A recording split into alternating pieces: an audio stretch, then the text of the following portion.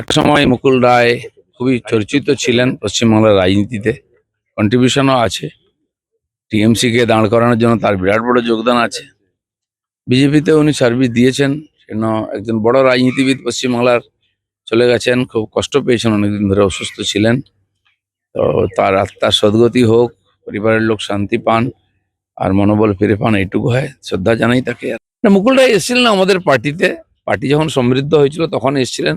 তার যোগদান আছে পার্টির যে ফলাফলেতে। তার মতো অভিজ্ঞ নেতাকে আমরা পেয়েছিলাম, কিন্তু আবার তিনি সরকার হওয়ার আগেই চলে গেলেন। তো ওনার কিছু নিশ্চয় বাধ্যবাধকতা ছিল, আর না হলে চলে গেল কেন পার্টি ছেড়ে।